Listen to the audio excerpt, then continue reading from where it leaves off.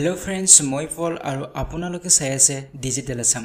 বন্ধুসকল, আজিৰ ভিডিঅ'টিত আমি আলোচনা কৰিম NIOS DLED কোৰ্স 505 ৰ ইউনিট 7 আৰু 8 ৰ কিছু সম্ভাৱ্য প্ৰশ্ন উত্তৰ।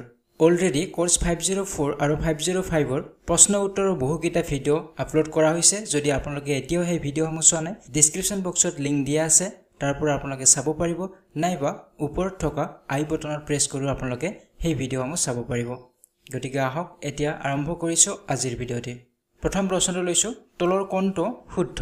ইয়াত চাৰিটা অপচন দিয়া হৈছে আৰু চাৰিটা অপচনৰ ভিতৰত এটা সেন্টেন্স শুদ্ধ। সেই শুদ্ধ সেন্টেন্সটো বাছি উলাব লাগিব। অপচন কেইটা হ'ল, পৰিকল্পনা হ'ল প্ৰচলিত ব্যৱস্থাৰ বিপৰীতে আন এক ব্যৱস্থা। পৰিকল্পনা হ'ল ভুলবোৰক শুধৰোৱা কিছু পদ্ধতি। আৰু অপচন নম্বৰ ডি আছে, পৰিকল্পনা হ'ল লক্ষ্যত উপনীত হ'বলৈ লোৱা কিছুমান পদক্ষেপ বা প্ৰস্তুতি। ইয়াৰ শুদ্ধ উত্তৰটো হৈছে অপচন নম্বৰ ডি, পৰিকল্পনা হ'ল লক্ষ্যত উপনীত হ'বলৈ লোৱা কিছুমান পদক্ষেপ বা প্ৰস্তুতি। নেক্সট কুৱেশ্যন, পৰিকল্পনা কি ক্ষেত্ৰৰ লগত জড়িত হৈ থাকে? অপচনত আছে, ই কামৰ বাট দেখুৱায়, ই এক ধাৰণা, ই ভৱিষ্যতৰ ভৰসা। আৰু অপচন নম্বৰ ডি আছে ওপৰৰ আটাইকেইটা। ইয়াৰ শুদ্ধ উত্তৰটো হৈছে অপচন নম্বৰ ডি, ওপৰৰ আটাইকেইটা। ই কামৰ বাট দেখুৱায়, ই এক ধাৰণা আৰু ই ভৱিষ্যতৰ ভৰসা। ইয়াৰ পিছৰ প্ৰশ্নটোলৈ আহিছো, শিক্ষাক প্ৰভাৱশালী কৰিবলৈ কি বিশেষ কথাৰ ওপৰত গুৰুত্ব দিব লাগে? অপচনত আছে, শিক্ষণৰ বিষয়বস্তু, বাস্তৱ সময়সীমাৰ নিৰ্মাণ, ওপৰৰ দুটা। আৰু অপচন নম্বৰ ডি আছে ওপৰৰ এটাও নহয়। ইয়াৰ শুদ্ধ উত্তৰটো হৈছে অপচন নম্বৰ সি, ওপৰৰ দুটাই, অৰ্থাৎ শিক্ষণৰ বিষয়বস্তু আৰু বাস্তৱ সময়সীমাৰ নিৰ্মাণ। এতিয়া আহিছো নেক্সট প্ৰশ্নটোলৈ, বাৰ্ষিক পাঠ পৰিকল্পনাৰ ক্ষেত্ৰত সহ সম্পৰ্কই কি নুসুচায়? অপচনত আছে, প্ৰকৃতিৰ লগত সম্পৰ্ক, বাৰ্ষিক উৎসৱ আদিৰ কথা বুজায়, আন বিষয়ৰ লগত সম্পৰ্ক, আন পাঠ্যক্ৰমৰ লগত সম্পৰ্ক। আৰু অপচন নম্বৰ ডি আছে আন বিদ্যালয়ৰ লগত সম্পৰ্ক। ইয়াৰ শুদ্ধ উত্তৰটো হৈছে অপচন নম্বৰ ডি, আন বিদ্যালয়ৰ লগত সম্পৰ্ক। নেক্সট কুৱেশ্যন, শিশুৰ শিক্ষণক শ্ৰেষ্ঠতম কৰিবলৈ শিক্ষকে কি কৰা উচিত? অপচনত আছে, চমু নিৰ্দেশনা প্ৰদান কৰা, একেটা শিক্ষণ প্ৰক্ৰিয়াক বাৰে বাৰে পুনৰাবৃত্তি কৰা, সম্পূৰ্ণ আৰু শ্ৰব্য সঁজুলিৰ ব্যৱহাৰ কৰা, আৰু নাটকীয় প্ৰদৰ্শনীয় কলাৰ কাৰ্যকলাপৰ আয়োজন কৰা। ইয়াৰ শুদ্ধ উত্তৰটো হৈছে অপচন নম্বৰ ডি, নাটকীয় প্ৰদৰ্শনীয় কলাৰ কাৰ্যকলাপৰ আয়োজন কৰা। এতিয়া আহিছো নেক্সট প্ৰশ্নটোলৈ, যদি শ্ৰেণীকোঠাত কোনো ছাত্ৰই সোধা প্ৰশ্নৰ উত্তৰ দিবলৈ সমৰ্থ নহয়, তেনে ক্ষেত্ৰত আপুনি কি কৰিব?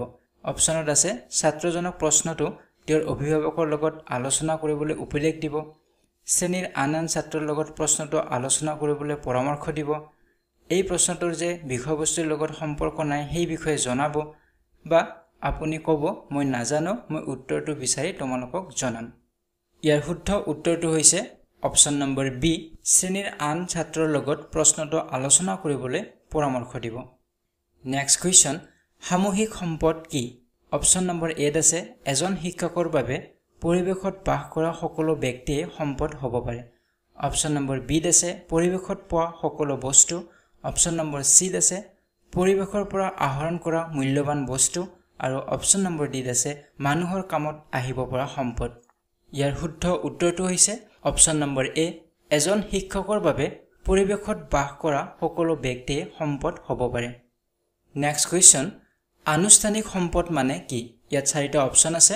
অপচন নম্বৰ এত আছে, যি ধৰ্মীয় অনুষ্ঠানে শিকাৰ ক্ষেত্ৰত প্ৰভাৱ পেলায়। অপচন নম্বৰ বিত আছে, যি ধৰ্মীয় অনুষ্ঠানে সমাজত অৰিহণা যোগায়। অপচন নম্বৰ চিত আছে, যিবোৰ সম্পদ আমি পৰিৱেশৰ পৰা আহৰণ কৰিব পাৰোঁ। আৰু অপচন নম্বৰ ডিত আছে, মানুহৰ কামত আহিব পৰা সম্পদ। উত্তৰটো হ'ব অপচন নম্বৰ এ, যি ধৰ্মীয় অনুষ্ঠানে শিকাৰ ক্ষেত্ৰত প্ৰভাৱ পেলায় তাকেই আনুষ্ঠানিক সম্পদ বুলি কোৱা হয়। নেক্সট কুৱেশ্যন, তলৰ কোনটো মিডিয়াৰ সামগ্ৰীত নপৰে? অপচনসমূহ হ'ল cinema, computer, internet, video' game. ইয়াৰ শুদ্ধ উত্তৰটো হৈছে option number B, computer. Next question, তলৰ কোনটো প্ৰযুক্তিগত সামগ্ৰীত নপৰে? অপচনসমূহ হৈছে বাতৰি কাকত, মোবাইল ফোন, কম্পিউটাৰ, কেমেৰা। ইয়াৰ শুদ্ধ উত্তৰটো হৈছে অপশ্যন নম্বৰ এ বাতৰি কাকত নেক্সট কুৱেশ্যন মানৱ সৃষ্ট সম্পদত কোনটো নপৰে অপশ্যনসমূহ হ'ল কাগজ কলম মাটি আৰু শস্য ইয়াৰ শুদ্ধ উত্তৰটো হৈছে অপশ্যন নম্বৰ সি মাটি মাটি মানৱ সৃষ্ট সম্পদত নপৰে নেক্সট কুৱেশ্যন সংগ্ৰহালয়ত থকা সময়ত ছাত্ৰ ছাত্ৰীক তলৰ কোনটো কাৰ্যকলাপ কৰিবলৈ অনুমতি নিদিয়ে অপশ্যনসমূহ হৈছে সংগ্ৰহালয়ত দেখা বস্তুবোৰৰ তালিকা প্ৰস্তুত কৰা সংৰক্ষিত জন্তু আৰু চৰাইৰ চিত্ৰ অংকন কৰা তাত থকা শিল্পবোৰ স্পৰ্শ কৰি অনুসন্ধান কৰা আৰু অপশ্যন নম্বৰ ডি আছে সংগ্ৰহালয়ৰ ভাৰপ্ৰাপ্ত বিষয়াৰ লগত আলোচনা কৰা ইয়াৰ শুদ্ধ উত্তৰটো হৈছে অপশ্যন নম্বৰ সি তাত থকা শিল্পবোৰ স্পৰ্শ কৰি অনুসন্ধান কৰা গতিকে সংগ্ৰহালয়ত থকা শিল্পবোৰ স্পৰ্শ কৰি অনুসন্ধান কৰিবলৈ অনুমতি নিদিয়ে এতিয়া আহিছো আজিৰ কুৱেশ্যন এনসাৰ সিৰিজটোৰ শেষৰটি প্ৰশ্নলৈ চিৰিয়াখানা আৰু সংগ্ৰহালয় তলত দিয়া অপশ্যনসমূহৰ ভিতৰত কিহৰ উদাহৰণ অপশ্যনসমূহ হৈছে সামাজিক সম্পদৰ প্ৰতিষ্ঠানীয় সম্পদৰ গণমাধ্যম সম্পদৰ আৰু শেষত আছে প্ৰযুক্তি বিষয়ক সম্পদৰ ইয়াৰ শুদ্ধ উত্তৰটো হৈছে অপশ্যন নম্বৰ বি প্ৰতিষ্ঠানীয় সম্পদৰ সো ফ্ৰেন্ডছ আজিৰ কুৱেশ্যন এনসাৰ সিৰিজটো ইমানেই আছিল পৰৱৰ্তী সময়ত বাকি থকা ইউনিটসমূহৰ কুৱেশ্যন এনসাৰসমূহ আমি আলোচনা কৰিম সো পৰৱৰ্তী ভিডিঅ'ত পুনৰ লগ পোৱাৰ আশাৰে আজিলৈ বিদায় লৈছো ধন্যবাদ